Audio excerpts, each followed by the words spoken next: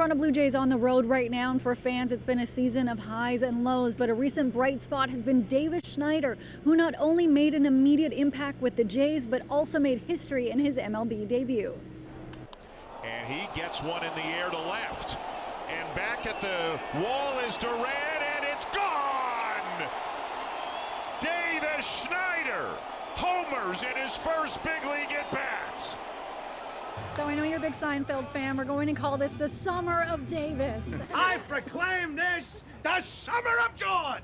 And I know when you had your first media availability here after playing in Boston and all that you hadn't really have a chance to take it in. And I know you're here working, but have you had a chance to actually sit and take a moment of what's been happening, that you're in the majors where you work for this? To be honest, not really. I mean, just being here with these group of guys, they kind of make it pretty kind of easy to kind of go out there and just do your work, because they're fun, they work hard, they want to win, and so being around these group of guys kind of make it you don't really have to think or anything like that. And I don't think it hit me personally yet that everything's kind of happened, because it happened so quickly. I was in Lehigh Valley about 3 weeks ago, so it's kind of a whirlwind so far. But I think until after the season's done, to where I can kind of sit back and reflect about it.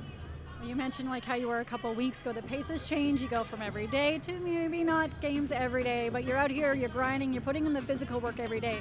But mentally, how are you able to stay prepared? Are you talking to people about kind of how the ebbs and flows of an MLB series? I want to be in the lineup, obviously, but life could be worse. That's the way I look at it. I mean, I'm in the Rogers Center. I'm playing for the Toronto Blue Jays.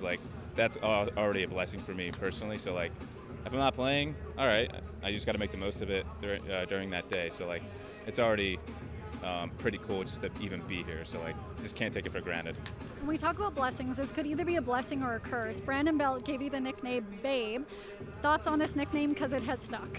Yeah, people kind of blown it out of proportion a little bit. Everyone's been calling me that. People back home, they already made shirts on it. So it's pretty cool, but I don't really like all the attention a little bit. I'm very low key. I kind of stay in my own lane, but it is cool, and I'm very grateful for it to happen, because it is pretty funny. And Brandon Belt saying it was kind of pretty cool, because I've watched him on TV for so many years, and playing on the same field as him is pretty special.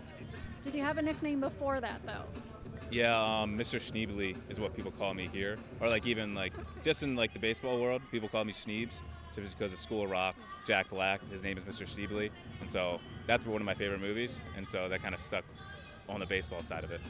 And I know you just mentioned how you're not into all the attention that comes with it, but you already have one of the most legendary stashes in Blue Jays history. People are wearing fake mustaches to games. What have you felt about all of the attention surrounding your duster? It's pretty funny. just seeing people wear the fake mustaches, as you said. It's pretty cool. But the fans kind of what make this game great, because they're very supportive, they're passionate. So seeing those fans in the bleachers is pretty cool. And a drive to deep left, and it is gone. For City News, I'm Lindsay Dunn.